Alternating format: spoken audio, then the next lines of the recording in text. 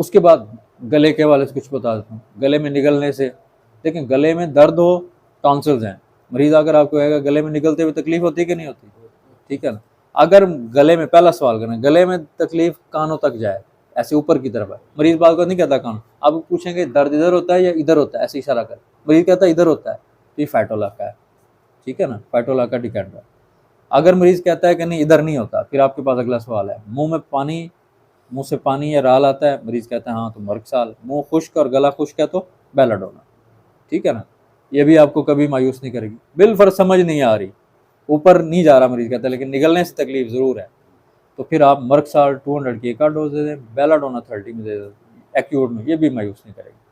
अगर कराने का जिस तरह टॉन्सिल्स के केस होते हैं तो उसमें आपकी दवाएं यही होंगी, और उसके साथ आप ट्यूबर दे देंगे, और बाकी यही जो तरतीब मैंने बताई। अगर फाइटोलाका है तो फाइटोलाका, मर्कसाल है तो मर्कसाल, साथ ब्रेटाकार को ऐड करना नहीं भूलना।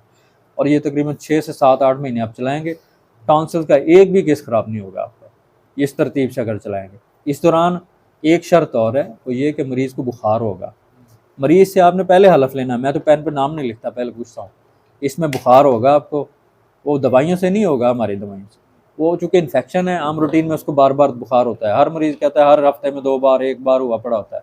अब उन्हें कहना पेनाडोल, कालपोल या ब्रूफेन एंटीबायोटिक ऐसी कोई चीज़ नहीं देनी, वो कहेगा डॉक्टर साहब मरीज़ तो बुखार तो 103 हो जाता है, आपको जितना भी हो जाता है। अगर ये बात समझ आती तो मैं नुस्खा लिखता हूँ, अगर तूने ये दे देना है मेरे पास कोई हल नहीं, मरीज से एग्रीमेंट कर लें। अब यकीन करें 1-2 बार, ज़्यादा से ज़्यादा 3 बार बुखार ही नहीं होगा उसको, ठीक है ना, और उसके बाद उसके ट्रांसफर भी ऐसा ऐसा ठीक होते जाएंगे।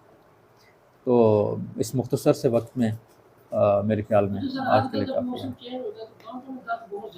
कहाँ पे? दांतों के दर्द के लिए अलामत ले लें, मैं जो करता हूँ मैं आपको बता देता हूँ। मरीज से पूछें भी, अगर तो दांत खाया हुआ है, गला हुआ है, और मरीज़ को ठंडा लगता है, स्ट्राफिजिकेरिया। अगर दांत गला हुआ नहीं है और ठंडा लगता है तो हेपरसल्फ देना, ठीक है। नंबर 1, मरीज़ को ठंडा और गर्म दोनों लगते हैं और दांत गला हुआ है, ठीक है ना, दांत गला हुआ है और ठंडा और गर्म दोनों लगते हैं, यानी आपने कंफर्म करना है। मरीज़ से पूछे ठंडा गर्म लगता है, वो कहेगा हाँ।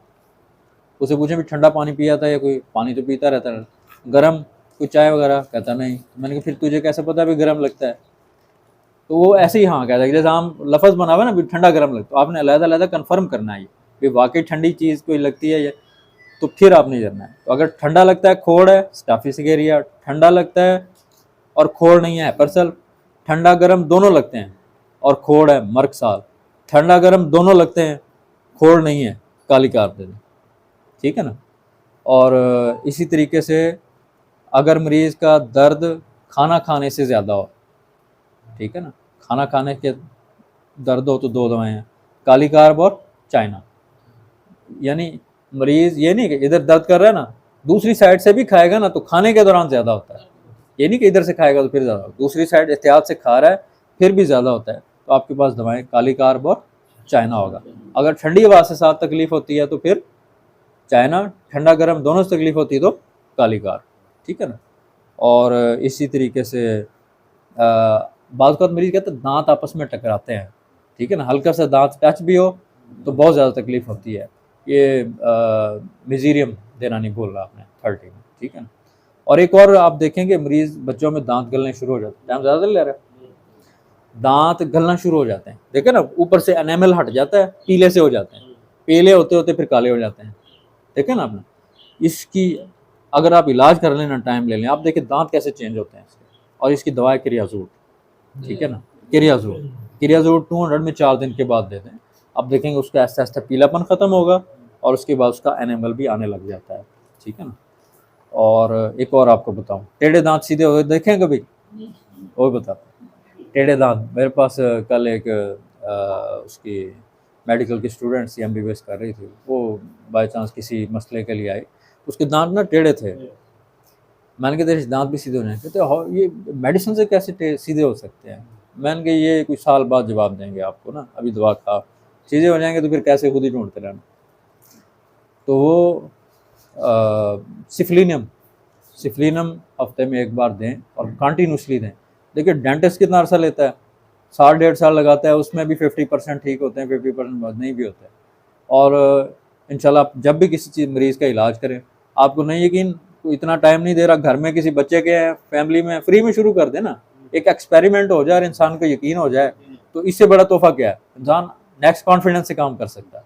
तो आपने तस्वीर खींच लेनी है उसकी, टेढ़े दांत देख लेना, आपने देखना है कि दांत ऐसे ऐसे आस्ता आस्ता आस्ता आते सीधा होता जाएगा। एक दांत होता है ऐसे खुलने शुरू हो जाते हैं, ये तो ऐसे हो गए ना टेढ़े हैं, आगे आगे पीछे, एक दांत खुलते हैं ऐसे, मुसुड़ा भी खुलने लगता है, और दांतों में अक्सर उनमें आपको ना मुसुड़े भी खाए हुए नजर आएंगे, दांत हिल जाते हैं, टेढ़े होते हैं, वहाँ थूजा देना नहीं भूल रहा आपने, ठीक है ना।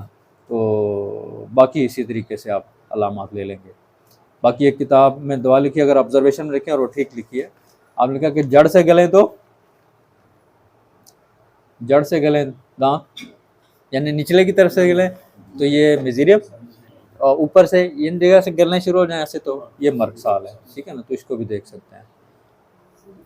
और एक मैं चूँकि देता नहीं हूँ, कम्बिनेशन मैंने ज़िंदगी में कभी नहीं दिया, एक इंडियन बुक पढ़ी है, उसमें उस्मान साहब देते हैं, उस्मान गनी साहब, एक दांतों का नुस्खा, वो बताते हैं कि बहुत इफ़ेक्टिव है।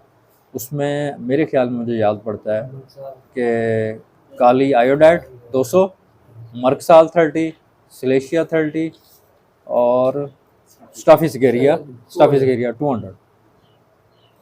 200, काली आयोडाइड 30 है, हाँ ऐसे है। तो ये इंडियन कोई ऑथर है, उसकी किताब है, उसके अंदर ये फार्मूला लिखा हुआ है, वो मिक्स करके देते हैं। खैर मेरा इस पे ऊपर कोई प्रैक्टिकल एक्सपीरियंस नहीं है, ना मैंने कभी दिया है, लेकिन उस्मान साहब कहते हैं कि ये बहुत इफेक्टिव है और यकीनन वो प्रैक्टिकली अप्लाई करते हैं। तो ये भी एमरजेंसी के अंदर ये चीज़ देखी जा सकती है, ठीक है। तो हाशमी साहब है ना